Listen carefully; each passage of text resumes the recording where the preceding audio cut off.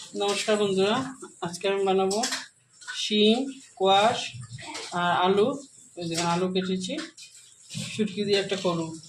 তার জন্য কড়াইটা বসিয়ে দিয়েছি, তেলটা গরম হয়ে গেছে। এখন সবজিগুলো দিয়ে দেবো।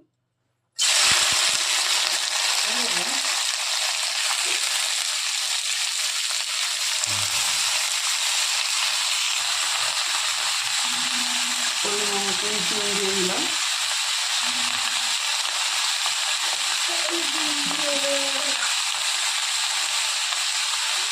হলুদ দিয়ে দিচ্ছি আধা চামচের কম,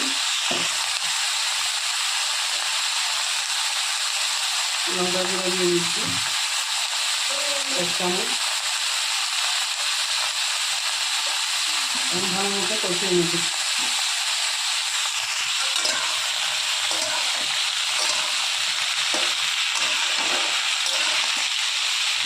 ঢাকা দিয়ে দিয়ে কম আঁচে রাখবো, একটু সবগুলো মজে যাবে, কষে যাবে।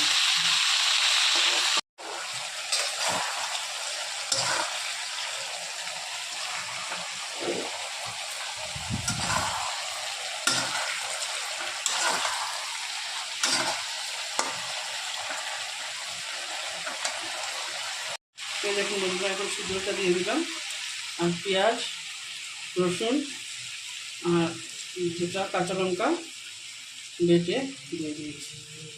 তারপরে ভালো মতো মিশিয়ে একটু কষিয়ে শুটকিটা গলে যাওয়া দিয়ে দেবো। এই দেখুন বন্ধুরা, আমার তরকারিটা হয়ে গেছে। এখন গ্যাসটা অফ করে দেবো। ভালো লাগে যদি অবশ্যই বাড়িতে একবার ট্রাই করবেন, লাইক করবেন, শেয়ার করবেন, সাবস্ক্রাইব করবেন। Thank you.